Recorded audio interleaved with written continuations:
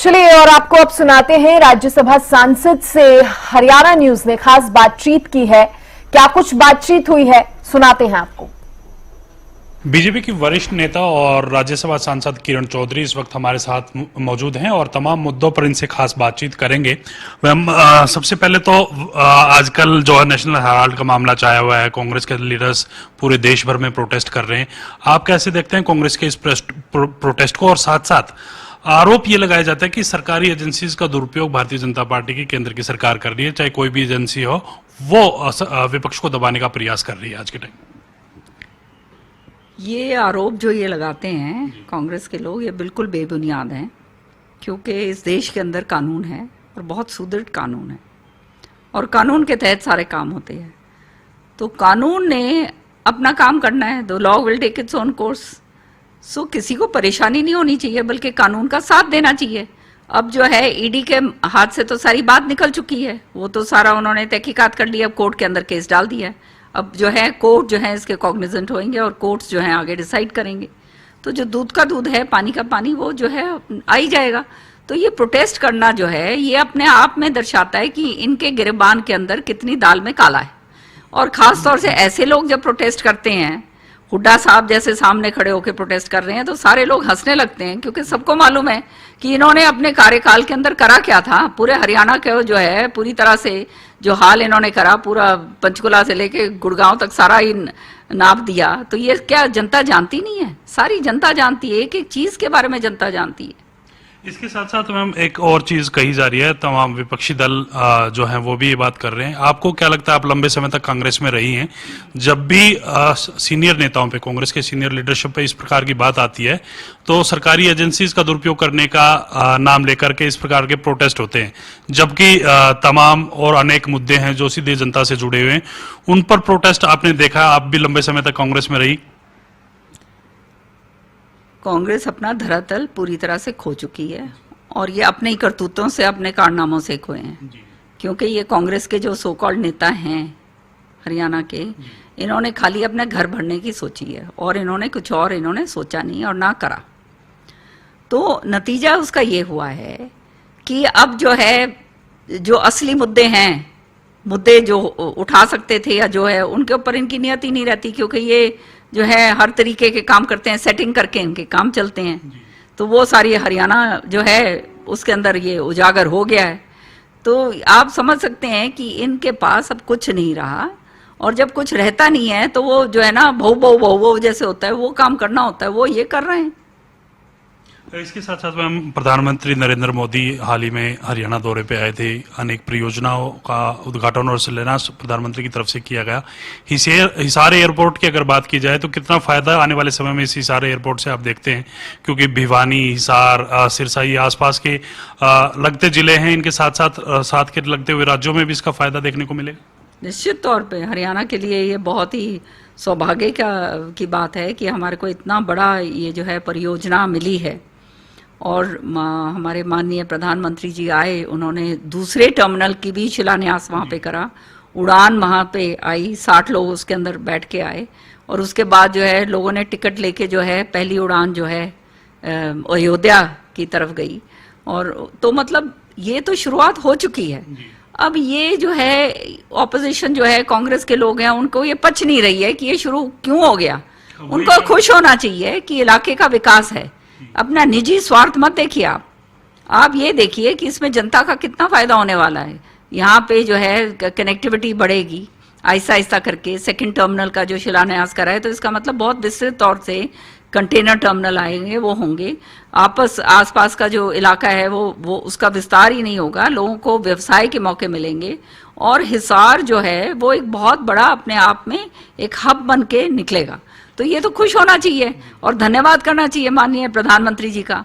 लेकिन जो है ये कांग्रेस तो हमेशा ये उसी तरह से काम करती है ना कि हमने तो करा नहीं तो दूसरे क्यों करें, जनता का फायदा क्यों हो, जनता का नुकसान हो, वो इनको गवारा है, जनता का फायदा इनको गवारा नहीं है। एक राहुल गांधी राष्ट्रीय अधिवेशन कांग्रेस पार्टी का था। राहुल गांधी ने एक तमाम सीनियर लीडरशिप जो कांग्रेस के थे उनको ऊपर लेकर एक टिप्पणी की थी कि तमाम जो सीनियर लीडर जो पार्टी में हैं ये अपना जो है बूथ तक नहीं जिता सकते, अपना वार्ड तक नहीं जिता सकते। कैसे देखते हैं मैम राहुल गांधी के इस बयान को आप? राहुल जी ठीक कह रहे हैं, बिल्कुल। क्या गलत कह दिया उन्होंने। ये सारे के सारे सीनियर नेता जो हैं, अब ये एलओपी जो है, दो सेशन निकल गए हैं, पार्लियामेंट मतलब बजट का सेशन निकल जाए, एलओपी नहीं बन पाए। और जो राहुल जी ने कहा है, बिल्कुल सही कहा है कि बूथ के ऊपर तो ये जीतने लायक नहीं है, तो और फिर इनको तो अपने घरों में जो है अपने बैठ जाना चाहिए आराम से, और नए जो है पीढ़ी को आगे मौका देना चाहिए। लेकिन ये तो कुंडली मार के ऐसे बैठे हुए हैं कि मैं और मेरा बेटा, उसके अलावा तीसरा कोई आ नहीं सकता। और वो उसी चक्कर के अंदर पूरे हरियाणा के अंदर इन्होंने कांग्रेस का तहस नहस दिया कर। और बेचारे राहुल गांधी की तो वो तो बोलते रहते हैं, उनकी कोई सुनने वाला तो है नहीं। इसके साथ साथ मैम अंतिम सवाल रहेगा, वक्फ को लेकर आज पूरे देश भर में चर्चाएं हो रही हैं, विपक्ष कुछ कह रहा है, सत्ता पक्ष तमाम फायदे इस बिल की जो इसमें बदलाव किया गया है उसको लेकर गिना रहा है। आपने भी पार्लियामेंट में इस बिल को लेकर चर्चा में आप भी शामिल हुए थे, आपने भी इस बिल को पढ़ा है, किस प्रकार से फायदा तमाम मुस्लिम समुदाय के लोगों को इस बिल से होने वाला है? मैं ये कहना चाहती हूँ कि मैंने बहुत डिटेल के अंदर इस बिल का अध्ययन करा है और इस पे चर्चा में विस्तार से मैंने भाग भी लिया। ये बिल वो गरीब और वंचित वर्ग जो मुस्लिम समुदाय है उनके फ़ायदे के लिए। ये बात ज़रूर है कि जो चंद चुनिंदा लोग थे जो अभी तक इसका फ़ायदा उठा रहे थे, और जो ज़मीनें जो हैं दान के रूप में दी गई थी गरीबों के लिए, और वो वहाँ तक वो फ़ायदा ना पहुँचाते हुए वो खुद ही उसका जो वो कर रहे थे और समाज को उठने नहीं दे रहे थे, वो चीज़ जो है ये बिल जो है अमेंडमेंट बिल जो करा है वो जो है वो रास्ता साफ कर दिया है इन लोगों को आगे उठाने का। और ये जिस तरह से करा गया है, लोगों को तो धन्यवाद करना चाहिए। भ्रमित करा जा रहा है, इनको समझना चाहिए कि ये लोग जो हैं ये भ्रमित कर रहे हैं, इनसे हिंसा भड़का रहे हैं और इन्हीं को ही मरवाएंगे, क्योंकि इनके लिए राजनीतिक रोटियां जो हैं वो ज़्यादा ज़रूरी हैं। वो नहीं चाहते कि ये समुदाय जो है पूरा का पूरा जो वंचित समुदाय है मुसलमानों के अंदर वो आगे बढ़े। तो इसलिए जो है ये सारा भ्रमित करा जा रहा है कि आपकी दरगाह के ऊपर कब्जा हो जाएगा, आपकी जो है मॉस्क्स हैं उनके ऊपर कब्जा हो जाएगा। ये बिल्कुल झूठ बात है। देखो वक्फ का क्या मतलब है? वक्फ का मतलब वो है कि ये वो ज़मीन है जो अल्लाह के नाम पर दी गई। अब अल्लाह ताला के नाम वो ज़मीन हो गई है, उस ज़मीन को आप कोई हाथ नहीं लगा सकता, कोई भी हाथ नहीं लगा सकता। लेकिन ये ज़मीन किस लिए दी गई है? वो ज़मीन दी गई है, जिसने भी दी है वो ज़मीन का तो खाली पड़ी रहेगी, ज़मीन का तो कोई फ़ायदा नहीं। ज़मीन इसलिए दी है कि उसके अंदर इंस्टीट्यूशंस आप बनाएं, उसके अंदर महिलाओं का कुछ आप उत्थान के कुछ कार्य करें, उसके अंदर जो विडोज़ हैं उनके लिए करें। वजीफ़े जो हैं, हमारे जो मुसलमान बच्चे हैं जो बिल्कुल ही गरीब हैं, जिनके पास कुछ भी नहीं है, आज भी वो समुदाय में आप देख रहे हो सबसे पिछड़ा हुआ समुदाय है, कि इनका उत्थान हो। इसी तरह से जो है ऑर्फन्स जो हैं, जिनके माँ बाप नहीं हैं बच्चों के, उनके लिए हो। ये तो होता नहीं है। ये पूरे के पूरा स्टडी करने के बाद केवल 3% जो फायदा है वो महिलाओं को मिल रहा है। अब आप बताओ कहाँ जाएं बेचारी हमारी मुस्लिम बहनें? उनके तो हक मारा जा रहा है। हमारा जो है 70% जो ये वक्फ का जो जमीन है वो यूटिलाइज नहीं हो रही है। तो इससे बढ़ के और क्या होगा?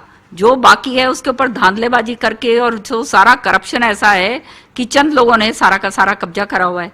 जो हमारा जो ये जो है इस तरह का जो समुदाय है, जो पिछड़ा हुआ समुदाय है, वंचित समुदाय है, पसमंदा मुस्लिम है जैसे, और दूसरे जो समुदाय हैं इन्हीं के अंदर, उन तक तो कोई पूछता ही नहीं है। वो तो आज बहुत खुश हो रहे हैं, खुशियां मनाई जा रही हैं, लड्डू बांटे हैं उन्होंने तो जाके प्रधानमंत्री जी को धन्यवाद करा है। अब जो है वक्फ बिल के अंदर जो वक्फ बोर्ड है उसके अंदर ये कहा गया है कि 2 महिलाओं को भी उसके अंदर रखना होगा। इसमें क्या खराब बात है भाई? आज के दिन जो है 21वीं सदी है, सारी महिलाएं का जो है कानून लेकर आए हैं कि 33% रिजर्वेशन होगा पार्लियामेंट में, और यहाँ हमारी मुस्लिम बहनें जो हैं वो पूरी तरह से वंचित हैं। जो हमारे मुस्लिम बच्चे हैं उनका जो है वजीफे जो हैं जो पूरे नहीं दिए जा रहे उनको वो मिलेंगे। जो हमारे बच्चे हैं उनको जो है उसका फायदा मिलेगा। इंस्टीट्यूशंस बनाए जाएंगे, इस तरह के काम करे जाएंगे जिससे वंचित जो समुदाय है, जिस तक ये दान जिसके लिए दिया गया है उसको फायदा मिले। वो तो इसमें जो है बदलाव, वो कानून जो है, कानून तो बना हुआ था, ये उसके अंदर ये सेक्शंस के अंदर बदलाव करा है ताकि इस समुदाय को उठाया जा सके। विकसित भारत का जो सपना प्रधानमंत्री जी का है उसका मतलब ये है कि चाहे हिंदू हो चाहे मुसलमान हो, बराबर से सारे उठेंगे, आगे बढ़ेंगे, उनका जीवन स्तर बढ़ेगा, तभी तो जो है देश आगे बढ़ पाएगा। आधा जो है मुस्लिम समुदाय का वो अगर हिस्सा पीछे छूट जाता है, महिलाओं का हिस्सा पीछे छूट जाता है, तो फिर कैसे देश आगे बढ़ सकता है? तो महिलाओं के उत्थान के लिए तो उन्होंने शुरू कर दिया काम। इसी तरह से ये जो संशोधन है, ये केवल और केवल जो वंचित वर्ग है, जिसको अभी तक उसका हक नहीं मिला, उसको हक मिलने के लिए, दिलवाने के लिए ये जो है संशोधन करे गए हैं। और जो भी लोग इसके ऊपर भ्रमित कर रहे हैं, वो अपने ही समुदाय को बहुत बड़ा नुकसान पहुंचा रहे हैं। और मैं तो ये कहूंगी कि ये ऐसे जो लोग हैं, ये समाज के हितकारी नहीं। शुक्रिया मैम बातचीत करने के लिए। किरण चौधरी थी राज्यसभा सांसद और इन्होंने तमाम मुद्दों को लेकर हरियाणा न्यूज से खास बातचीत की है। कैमरामैन राजेश के साथ मैं रवि कालीरमन, हरियाणा न्यूज, चंडीगढ़।